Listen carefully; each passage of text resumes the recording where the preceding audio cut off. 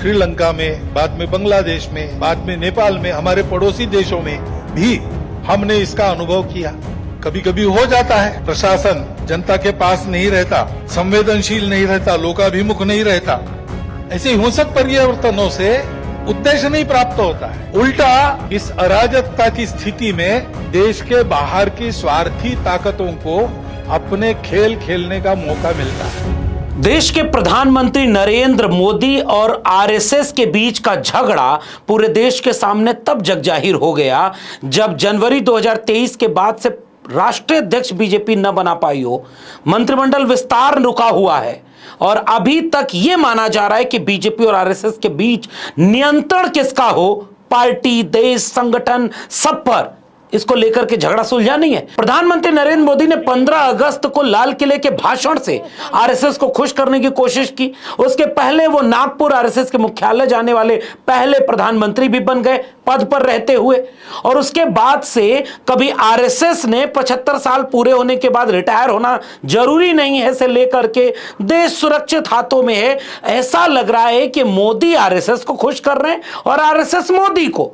लेकिन उस बीच में लद्दाख से लेकर के नागपुर तक दो खबरें ऐसी आई हैं जिससे दोनों परेशान होंगे। दोनों इस बात से बेचैन हैं कि जो सिक्का जारी किया उस पर तो लोग ट्रोल कर दे रहे हैं, राष्ट्राय स्वाहा, और मां भारती के हाथ में झंडा तिरंगा नहीं है। इससे लेकर के देश में अलग बहस तो चली रही है, लेकिन खुद मोहन भागवत आरएसएस चीफ 2 अक्टूबर को 100 साल पूरे होने पर किन खतरों की तरफ आगाह कर रहे थे, उनमें से एक चाहे अमेरिका का टैरिफ लगाना हो या नेतृत्व पर सवाल करना कि राजा जनता से दूर हो जाए तो पड़ोसी देशों जैसे हालात कैसे पनप सकते हैं। सुनिएगा। श्रीलंका में, बाद में बांग्लादेश में, बाद में नेपाल में, हमारे पड़ोसी देशों में भी हमने इसका अनुभव किया। अब कभी कभी हो जाता है, प्रशासन जनता के पास नहीं रहता, संवेदनशील नहीं रहता, लोकाभिमुख नहीं रहता,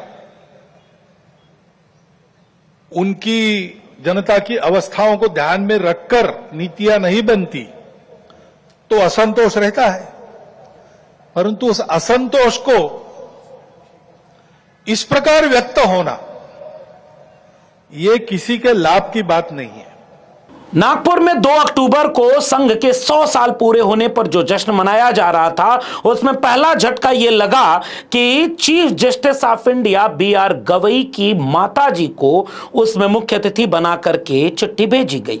लेकिन BR गवई जो चीफ जस्टिस ऑफ इंडिया है, जिनका पूरा परिवार बुद्धिस्ट है, बाबा साहब डॉक्टर भीमराव अंबेडकर को मानने वाले लोग, मीडिया में तमाम तरह की खबरें चली, लेकिन उन लोगों ने अंततः यह साबित कर दिया कि बाबा साहब अंबेडकर के मानने वाले आरएसएस से सीधे सीधे नहीं जुड़ सकते। अगर कोई अंबेडकर का नाम लेकर जय भीम बोल करके या सामाजिक न्याय की बात करते हुए आरएसएस के मंच पर जा रहा है तो इसका साफ मतलब है कि वो अंबेडकर का उपयोग कर रहा है, वो उनके विचारों को नहीं मानता। कमलताई जो BR गवई की माता हैं, उन्होंने आरएसएस के मंच पर जाना स्वीकार नहीं किया और आपने देखा कि दलित समाज से आने वाले व्यक्ति को आरएसएस के मंच पर बुलाने की कोशिश की गई और दूसरे दलित समाज से आने वाले पूर्व राष्ट्रपति रामनाथ कोविंद जी को उस जगह पर बिठाया गया।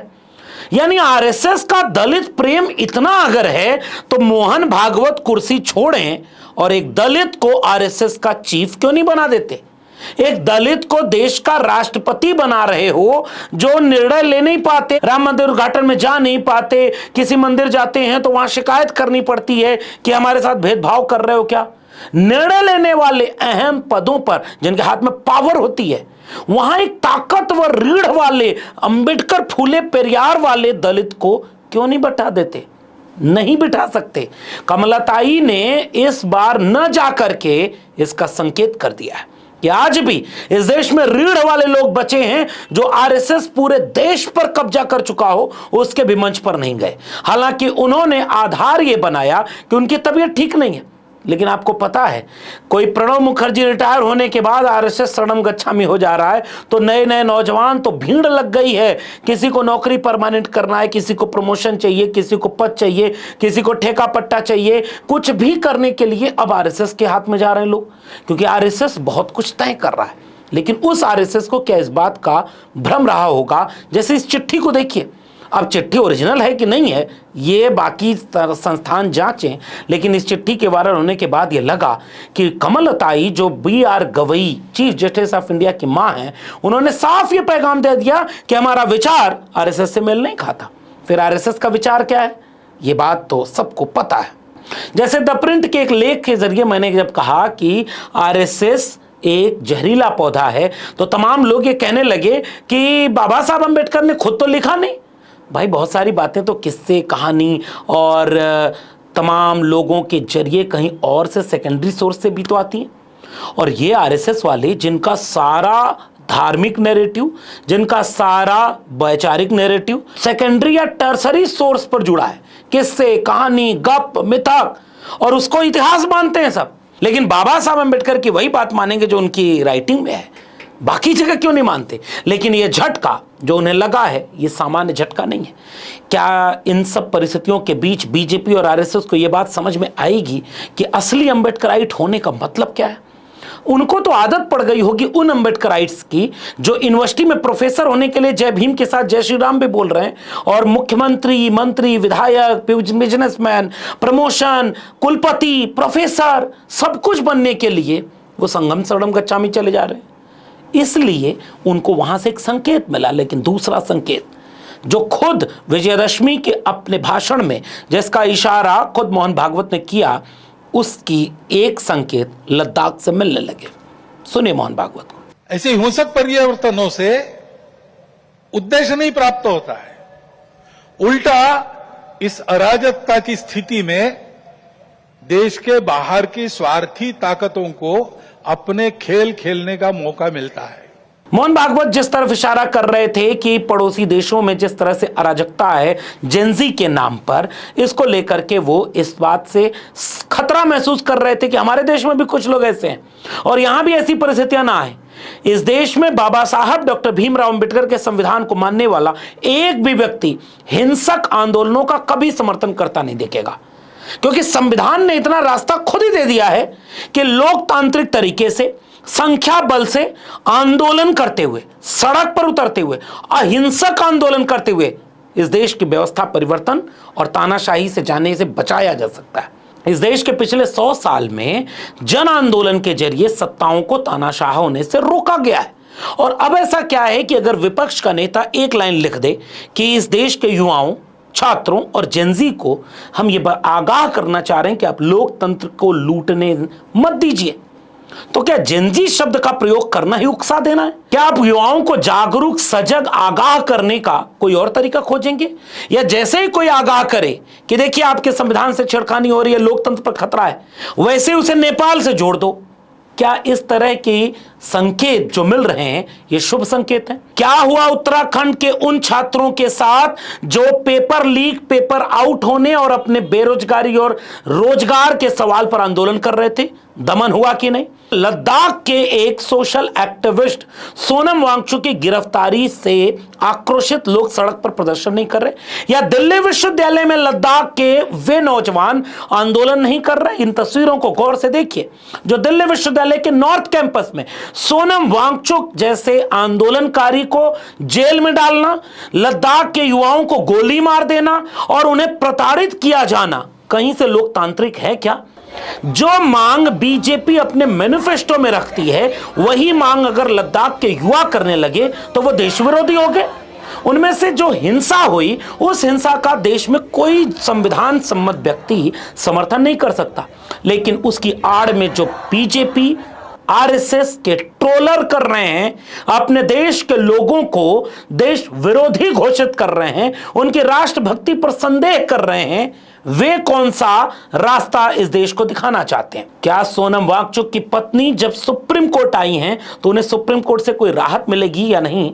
लेकिन उनकी जो चिंता है उनका पीछा किया जा रहा है, उनको डराया जा रहा, धमकाया जा रहा है। सुनिए सोनम वांगचुक की पत्नी को कि वो इस देश से क्या कहना चाह रही है। कहा कि मैं डेमोक्रेसी है, ये क्वेश्चन करना चाहती हूँ कि आप प्रेस कॉन्फ्रेंस पे प्रेस कॉन्फ्रेंस दिए जा रहे हो जो कि बिल्कुल गलत, बेबुनियादी, फॉल्स एलिगेशंस वाला है, और आप हमें ये मौका भी नहीं दे रहे हो कि हम अपने आप को दुनिया के सामने डिफेंड कर सकें या अपना सच दुनिया के सामने रख सकें।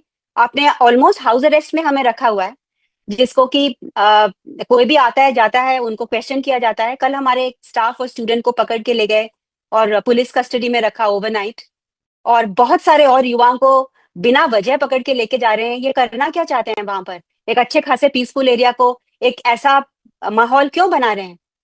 ये बिल्कुल गलत है, क्योंकि डेमोक्रेसी ये होती है कि डायलॉग हो और डिस्कशन हो और बेशक डिबेट हो, पर ये oppressive use of power is not democracy. ये भी तो इसी देश का हिस्सा है, और इस देश में एक ऐसा व्यक्ति जिसको इतने पुरस्कार मिले हों, इतने सम्मान मिले हों, इतना इनोवेटिव हो, जो बच्चे फेल हो जाते हैं उनके लिए स्कूल चलाता हो, वहां पर पर्यावरण से लेकर के साइंस एंड टेक्नोलॉजी को लेकर के शोध करता है, जो लद्दाख के युवाओं का एक आइकॉन है, वो देश की सरकार के निगाह में जेल में बंद करने वाला अपराधी है।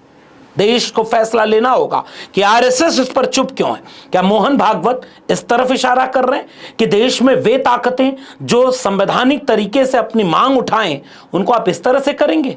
अगर यकीन ना हो तो मोहन भागवत जी, मैं आपके लिए लद्दाख की एक शिक्षिका की ये वीडियो साझा कर रहा हूं, इसको क्या जवाब देंगे मोहन भागवत जी, पहले सुन लीजिए। कौन सी दुनिया में होता है कि सीधा शूट करे? मैंने काफी एक महीने पहले, उसका नेचर इतना अच्छा है, वो पहले से ही अपने फैमिली में थोड़ा प्रॉब्लम की वजह से थोड़ा वो जोश वाला है, इसलिए वो आगे आया होगा, मुझे नहीं पता। पर उस बच्चे ने इतना लाइफ में इतना डिफिकल्टीज उसने उठाया है, आप लोगों को नहीं पता है। मैंने एक महीने पहले वो मुझे मिला था, मैंने बोला डाडूल आप जो है ना वो आर्मी में ज्वाइन कर लो, कुछ नहीं हो, अब सिलेक्ट हो जाओगे, इतने काबिल है बच्चे। फिर उसने बोला अग्निवीर में जाऊंगी तो 4 साल में निकाल दिया जाएगा मैडम,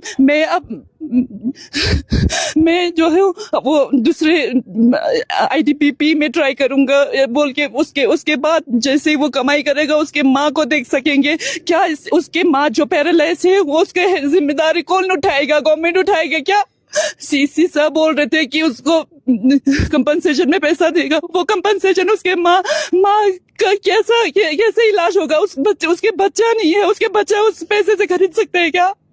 उसकी माँ को देखने वाला वही बच्चा था। उसके सिस्टर भी कितना उठाएगा दर्द। ऐसा कहाँ का इंसान है कि सीधा शूट करे? हम लद्दाखी वालों ने सिर्फ पिक्चर में देखा था कि गोले मार के खून निकालते हैं, वो सिर्फ पिक्चर में देखा था, आज हकीकत में हो गया। ये कौन लोग हैं जो अपने ही देश में परेशान हैं? वे कौन लोग हैं जो इस देश में दलित, पिछड़े, आदिवासी, अल्पसंख्यक होने के नाते तबाह, बर्बाद और हाशिए पर ढकेले जा रहे हैं, जिनके ऊपर दमन, शोषण, अन्याय लगातार बढ़ता जा रहा है? मोहन भागवत और आरएसएस के लोगों को इनकी चिंता क्यों नहीं है? अडानी को 1 रुपए में जमीन देकर के बिहार, झारखंड, छत्तीसगढ़ में संसाधन और खनिज को लुटा करके आदिवासियों का कौन सा भला करवा रहे हैं मोहन भागवत जी? दलितों को, आपको कमलाताई को मुख्य अतिथि बनाना था, लेकिन इस देश के दलितों का आरक्षण बर्बाद और तबाह किया जा रहा है। इस देश में आपको यानी आरएसएस को पसंद करने वाला हर व्यक्ति इस देश के SC, ST, OBC को मिलने वाले आरक्षण का विरोधी होता है। आप आज तक उनको ही नहीं सिखा पाए, अब क्या राष्ट्र सेवा करोगे मोहन भागवत जी? ये मेरा सवाल और चुनौती है आपसे। आप इस देश के सवर्णों को यह नहीं समझा पाए कि अपने जातिवादी मानसिकता से ऊपर उठो। हालांकि बयान आप भी बीच बीच में देते हैं कि 2000 साल तक हमारे लोगों ने शोषण किया, तो 200 साल तक तो आरक्षण रहेगा। लेकिन आपके लोग जब आरक्षण के खिलाफ इतना बोलते हैं, मोहन भागवत जी, ये मोहन यादव जो मोहन मिलता भी है, तो मोहन भागवत जी मोहन यादव के पक्ष में खड़े होंगे क्या कि मंडल कमीशन के 27% का आरक्षण एक CM देना चाह रहा है और सारा बीजेपी और आरएसएस का ट्रोलर जो जातिवादी है। मोहन भागवत जी आपके सामने मोहन यादव के खिलाफ खड़ा हो गया है, कुछ दिन बाद हटवा देगा मुख्यमंत्री से। इस देश के दलितों, पिछड़ों, आदिवासियों को आरएसएस के लोग क्या समझते हैं, इसके लिए इम्तिहान आपका है। लद्दाख से लेकर के नागपुर तक संकेत किया जा रहा है कि प्रधानमंत्री नरेंद्र मोदी अपनी कुर्सी बचाने के लिए 75 साल पूरा होने के बाद, या संगठन को अपनी पकड़ में रखने के लिए, या पूरे देश की सरकारों को अपने मुताबिक चलाने के लिए भले ही दंडवत हो जाएं नागपुर में और आरएसएस के सामने, मगर इस देश का हर एक संविधान को मानने वाला, फूले अंबेडकर को मानने वाला, भगत सिंह लोहिया को मानने वाला संविधान के सामने दंडवत नहीं होगा।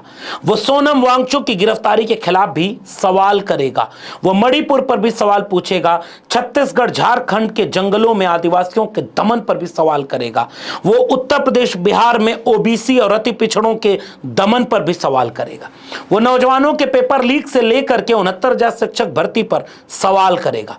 वो इस देश में यह सवाल करेगा कि आरएसएस पूरे देश का विकल्प नहीं हो सकता।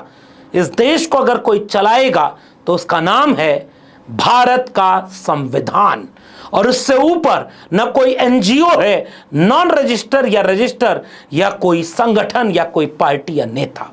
इस बात को मोहन भागवत जी आप अपने लोगों को ट्रेंड करके दिखाइए कि वो आरक्षण विरोधी, दलित, पिछड़ा, आदिवासी विरोधी, सामाजिक कार्यकर्ता विरोधी न हो, अन्यथा इस देश की जनता सब देख रही है। इस वीडियो में इतना ही। अगर अब तक मेरे चैनल को सब्सक्राइब नहीं किया तो जाते थे चैनल को सब्सक्राइब करना मत भूलिए।